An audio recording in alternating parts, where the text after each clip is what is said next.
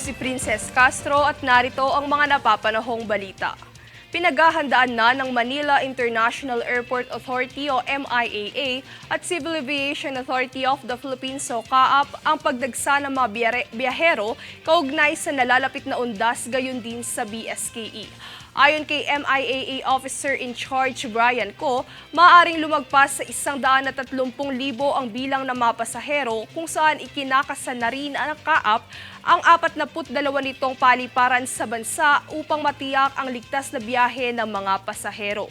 Higit pa sa karaniwang paghahanda, nakahanda rin ang mga tauhan, proseso at pasilidad sa mga paliparan upang tugunan ang posibleng aberyang kaharapin ng mga pasahero sa kanilang biyahe.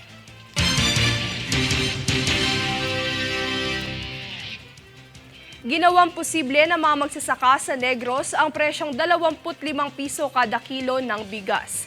Tunghayan si Francis Riodique para sa balita. Matatandaan ang hangarin ni Pangulong Bongbong Marcos Jr. na gawing 20 pesos ang presyo ng kada kilo ng bigas sa kanyang mga kampanya bago pa man maging presidente. Kaugnay nito na ibenta ng 25 kada kilo ang bigas sa lungsod ng Bacolod sa pangunguna ng Federation of Irrigators Association of Central Negros Bago River Irrigation System. Ayon kay National Irrigation Administration o NIA Administrator Engineer Eduardo Gilen, layo ng programang ito na labanan ang kagutuman at kahirapan sa bansa. Francis Riodique, nag-uulat para sa One Media Network.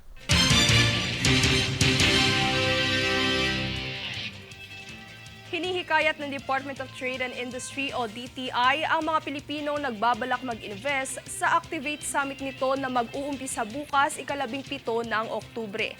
Sa pakikipagtulungan ng Embahada ng US at mga pribadong kumpanya, ilulunsad ang programa upang tulungan ang mga Pilipino, partikular na ang mga nagnanais magsimulang mag-invest. May 3 parte ang programa. Ang unang araw nito ay magsisimula bukas na may temang Activate. Samantala, ang pangalawang araw naman nito ay gaganapin sa ika-24 ng Oktubre kung saan tatalakayin ang mga paraan sa paggawa ng mabisang portfolio. At ang panghuli naman ay pag-uusapan ang mabilis na paraan na pagsarado ng business deals na gaganapin sa ika-7 ng Nobyembre.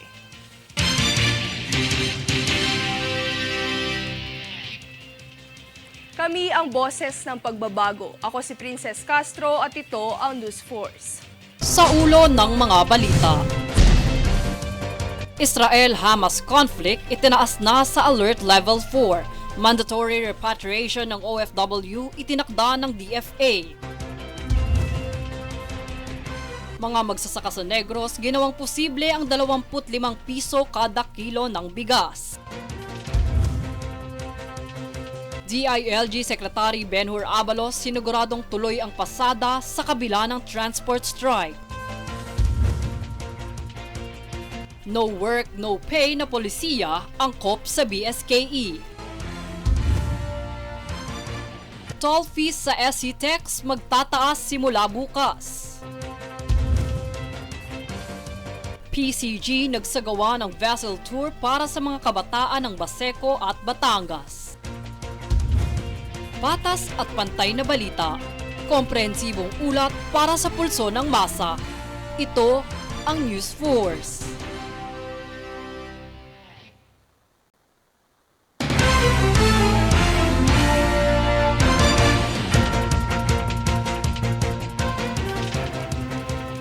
Ako si Princess Castro at narito ang mga napapanahong balita.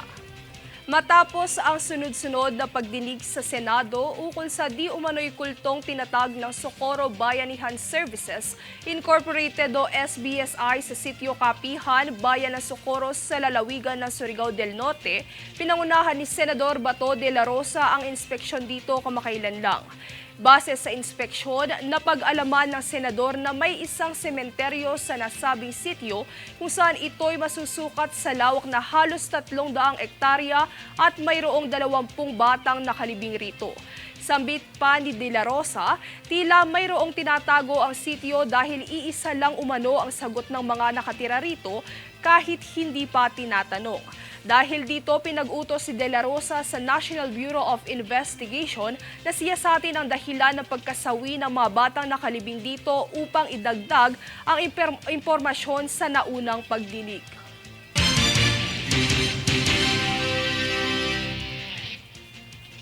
Matapos madiskubre na hindi ma-access ang website ng Kongreso, kinumpirma ni House Secretary General Reginald Velasco na nasa ilalim na ito ng investigasyon. Alamin yan mula kay Daniza Lopez. Matapos mapag-alamanan na hindi mabuksan ang website ng Kongreso noong 15 ng Oktubre alas 11:30 ng umaga, kinumpirma ni House Secretary General Reginald Velasco na kasalukuyan ng pinaiimbestigahan nito.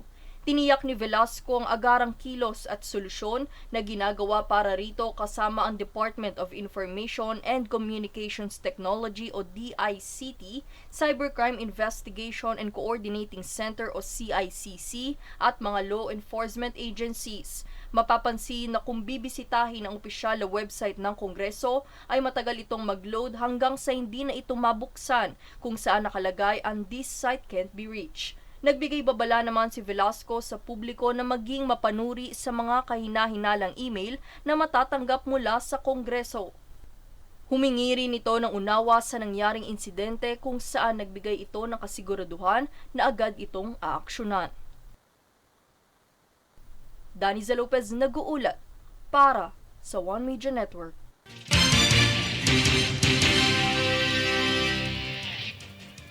Ayon kay Tourism Secretary Cristina Frasco, nalampasan na ng Department of Tourism o DOT ang target nitong pagsasanay sa 100,000 frontline tourism workers sa Filipino Brand of Service Excellence o FBSE.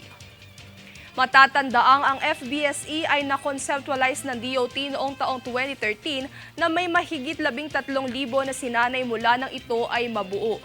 Ito ay sa pamumuno ni Frasco nang itakda niya ang layunin na sanayin ng 100,000 Pilipino na kinikilala ang potensyal ng programa ng FBSE na baguhin ang Pilipinas bilang sentro ng Asya para sa hospitality excellence.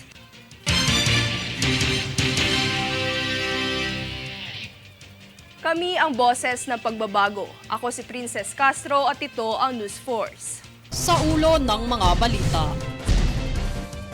Israel-Hamas conflict itinaas na sa Alert Level 4. Mandatory repatriation ng OFW itinakda ng DFA. Mga magsasaka sa Negros ginawang posible ang 25 piso kada kilo ng bigas. DILG Secretary Benhur Abalos siniguradong tuloy ang pasada sa kabila ng transport strike.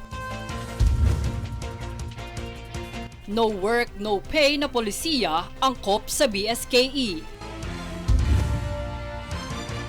Toll fees sa SCTEX magtataas simula bukas.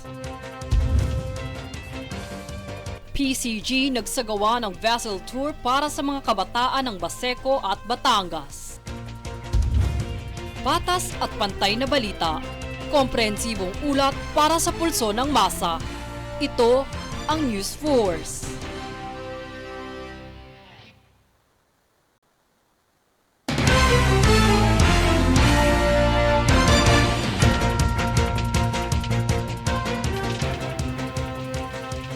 Ako si Princess Castro at narito ang mga napapanahong balita. Matapos ma-hack ang database ng PhilHealth noong nakaraang buwan, inilunsad ng NPC ang PhilHealth Leak Search Tool para sa mga miyembro ng PhilHealth. Layunin nito na mabigyan ng oportunidad ang mga miyembro na masuri ang kanilang personal na datos kung nakompromiso ba ito sa naganap na insidente.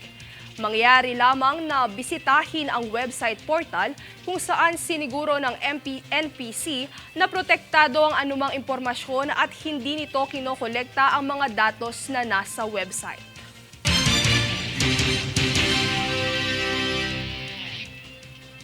Naghandog ng libreng sakay ang mga Quezon City Bus Service para sa mga commuters sa lungsod alinsunod sa transport strike ng grupong Manibela ngayong araw. Ang biyahe ay mula sa QC Hall patungo sa 7 ruta sa Cubao, Litex, General Luis, Mindanao Avenue, Gilmore, C5, Muñoz at vice versa. Habang ang isa pang ruta naman ay mula sa Welcome Rotonda na patungo sa Aurora, Katipunan at vice versa.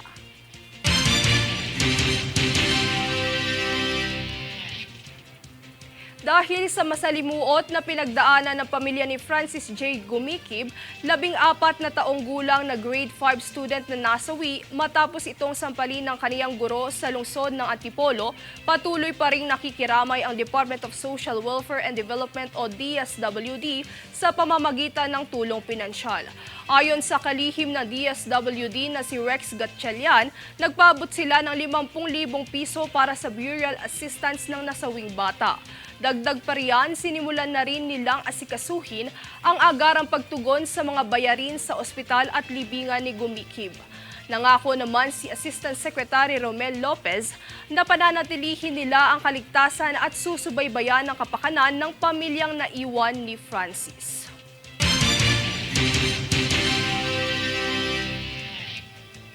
Kami ang boses ng pagbabago. Ako si Princess Castro at ito ang News Force. Sa ulo ng mga balita. Israel-Hamas conflict itinaas na sa Alert Level 4. Mandatory repatriation ng OFW itinakda ng DFA. Mga magsasaka sa Negros ginawang posible ang 25 piso kada kilo ng bigas. DILG Secretary Benhur Abalos siniguradong tuloy ang pasada sa kabila ng transport strike. No work, no pay na polisiya angkop sa BSKE. Toll fees sa SCTEX magtataas simula bukas. PCG nagsagawa ng vessel tour para sa mga kabataan ng Baseco at Batangas. Patas at pantay na balita, komprehensibong ulat para sa pulso ng masa. Ito ang News Force.